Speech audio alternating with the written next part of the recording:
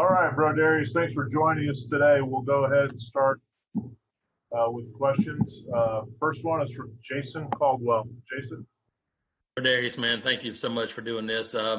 What's it been like with Coach Bicknell? Obviously not having spring practice, but getting to know him, and how is his coaching style and maybe technique? Is there some new things that you guys are getting used to? I mean, Coach Bicknell, he's a really good coach. We actually we're getting to know him a little more on the field because we didn't go through the spring. But I mean, as a coach, I feel like he's going to be able to take our game to the next level, and it's a lot of guys we got that he can, really his coaching really can elevate the level we play at. So that's really it. Next question is from Tom Green. Hey, Brodarious.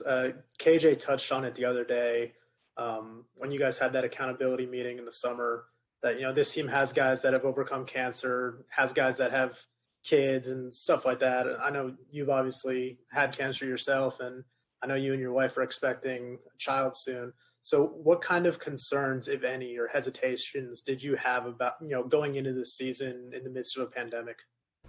To be honest, in the beginning, I wasn't so sure. I know the coaches, they had a plan, the doctors and everything had a plan. It just was, me, my personal health, I'm real strict about that. I like to, make sure everything is good. And in the beginning, it was kind of rough because some players, everybody wasn't just taking it as serious as I was. And like I said, when we had the meeting, we kind of got it across to them that this is a serious matter, and I have to go home to my wife, and other players have to go home to their wife as coaches too. So I mean, after that meeting, I feel like we actually got our point across to them, and I feel like it's going to be okay now. So. Next question is from Gianna Hahn. Hi.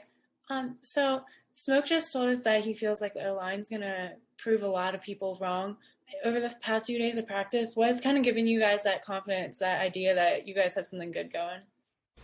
Over the last few days, we've been out there just competing, and like I said, everybody's hungry. Everybody's trying to, get in the starting five, and at the end of the day, the coaches have to play the best five, and I just feel like everyone has that chip on their shoulder that I want to win this job, and I want to do what's best for the team. So as long as they want to keep that mindset, I feel like we're going to be really good this year.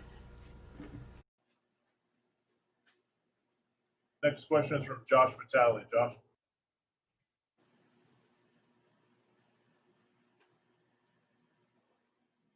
Hey, Brodarious. We hear so much about how important chemistry is to an offensive line. Obviously, you guys missed spring practice, didn't have much during the summer. How have you guys been able to develop that chemistry without spring practice? Where do you feel like it is right now? I feel like the way we develop that chemistry is just off the field, just hanging with each other and just, I try not to talk too much about football when we're off the field, but at the same time, it's like you said, we missed the spring, and we going over the plays, walking through stuff. If we have to, we walk through in the dorm, and just little things, man, just to, I want to win this year, so that's how, anything we have to do to get that chemistry together.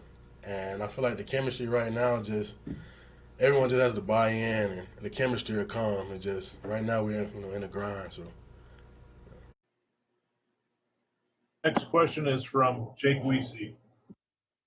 Hey, Brodarious. I know it's early, but I was just wondering which kind of offensive linemen have kind of stood out to you here in the kind of early beginnings of fall camp?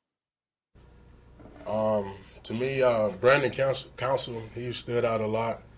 Austin Troxel, he stood out to me. Let me see. Tayshawn Manning, Alec Jackson. I mean, it's a lot of the guys. I can't really just name them all, but I feel like I said, everyone is, playing with that chip on their shoulder, and everyone wants to get in the lineup. So as long as, we keep competing with each other with the D-line every day, I feel like everyone has a chance at the end of the day to get in the lineup. So. Next question is from Nathan King. Hey, Brodarious. Hey, thanks for doing this for us. I wanted to ask about Mark Anthony Richards and how he's looked being back from his injury and what you think he brings to the offense now that he's healthy. To me, Mark is one of those guys that he doesn't say too much. He let his game speak for itself, and him being a young running back, you would think that they would come in, not cocky in a sense, but as in just, you know, Mark is he acts like he's one of the older guys, and that's what I like about him. He's pretty fast, and Mark comes to work every day. Like I said, he comes to work with that chip on his shoulder, and he wants to be the guy. So that's how I feel about Mark. Next up is Brian Matthews. Brian? Hey, Brodarious, how you doing? Thanks for doing this for us. Just wanted to ask you about, you mentioned Brendan Council. Where is he playing, and what sort of stood out to you about his play so far? Well, right now they have him rotating in from guard and center, but he just come to to work. He has a lot of experience from previous playing at another school, but like just from day one he came in just ready to work, willing to learn, and just like I said, the chemistry at Calm is just like he has that chip on his shoulder too. He feel like he has something to prove, and that's what I like about him.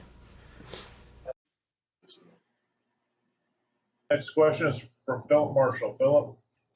Brodarious, what all the things that kind of happened in your life going back to the high school, the cancer, and early this year, how have they changed your outlook on football and on life in general? To be honest, back when I was diagnosed with cancer, I had to look at it as in the sense that football is going to be there. Right now, I just have to get through this, and just stay praying to God, and like God has He has a bigger plan for me. And at the end of the day, like I said, football is going to be there, but my health is very important to me, and yeah, that's pretty much. How about what the situation with your son and everything earlier this year? How has that impacted your outlook?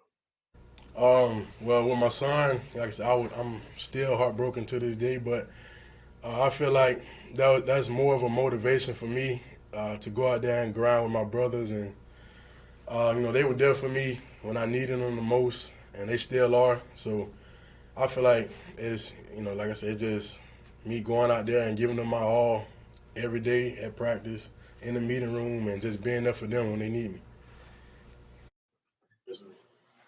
Next question is from Mark Murphy. Anything in particular you're working on this season, and how comfortable do you feel at tackle right now? I'm working on pretty much everything in my game. I definitely want to improve in the pass, blocking, and just me being more confident in what I can do on the field, and just opening up and just going. Next question comes from Rick Beach. Rick? Hey, I was wanting to know what you've noticed from Tank Bigsby as far as workouts, then on field, what little bit you've seen. Tank is one of those guys that he has a lot of energy. He's always ready to go, and he's just hungry, man. He has that chip on his shoulder too, like he has something to prove, and he just hungry for the ball, man. And I feel like Tank is going to be a really good player here at Auburn, and so he just sit back and just watch the older guys, and when his time comes, just seize the opportunity. Our next question is from Jared Oliver. Jared? Hey man, how are you? I wanted to ask, just do you feel as if the team is kind of up to speed, with the inconsistencies and stoppage of play? Do you feel good about where the team is right now, considering in the pandemic? And also, what do you think about this 10-game SEC schedule? I mean, it's one of the best conferences and the best teams playing each other week after week. Could you say that again, please? I'm sorry. I'm asking, what do you think about the SEC schedule, the 10 games, the SEC games, week after week, playing the best teams in the country? And do you feel as if the team is up to speed? Do you like where the team is right now, considering the stoppage of play that's been going on the past few months? I feel like Auburn, we always played a tough schedule. I feel like that's nothing new for us. It's just adding 2 more games. Right now with the team, I feel like we have a long way to go. It's just day 4 practice, day 2 in pads. So we're just building the foundation of our team and what do we want to be about this year. So like I said, we got a long way to go. I'm definitely not where we want to be, but I promise we'll get there by the end of this camp. Thank you. Next question is from Jason Caldwell. Jason. Brodarious, some of the other guys you mentioned Austin Troxell, another guy that's gone through a lot with 3 knee surgeries. You said he's looking good. What stands out about him, and you feel like he's a guy that's ready to compete for a starting job at left tackle? Yes, sir. One thing that stands out with Trox, well, it's a lot of things that stand out with Trox. He comes to work every day. He never has a day where he's just off. And Trox just, like I said, he has that chip on his shoulder. He has something to prove that he can be a starter here at Auburn. And he's a technician, so like he's always coming to practice. He's doing the little things right. And, now it's just we missed the spring, so we just got to knock that little rush that all of us have right now off, and we'll be good. Thanks, man. We got a follow-up from Tom Green. Tom? Hey, Brodarious. Obviously, you guys found out your full schedule on Monday, after fall camp already started. So what's it kind of like preparing for a season when you didn't really know who you were going to play and when until after practice started? That was kind of hard. I just, came here every day and work. When we weren't here, I was, just working out at home. And when we actually got to come back, I feel like everybody was happy and just we got to grind again together and just put that work in with Coach Russell. And like now it's here, like we just got to attack it and go. That's how I feel about it. Next one's from Brian Matthews. Hey, Brodarious. Just want to ask you about left tackle and how things are looking over there, and how's that competition shaping up so far? It's shaping up pretty good. We have a lot of guys trying to compete for the job, and it's just, like I say, every day it's a grind, and you just got to come to practice ready. You can't have an off day, myself included. You just got to just be willing to work and do what the coaches tell you, and the coach is not going to lead you wrong, and they're going to put the best guy in the position. Looking at both right and left tackle right now? No, sir. Where are you working, man? Right now I'm at right tackle, but coach wants me to be able to play left if I have to. Thank you. Yes, sir. Brodarious, we got a follow-up from Mark Murphy. Yeah, offensive line coaches generally have very different personalities. Talk about Coach Bicknell, how his personality is, and in any way it might be different from Coach Grimes, and are you guys learning different type of techniques? Yes, sir. With Coach Bicknell, I feel like he's very intense at practice, and he's not going to allow you to do things the way that you want to do them.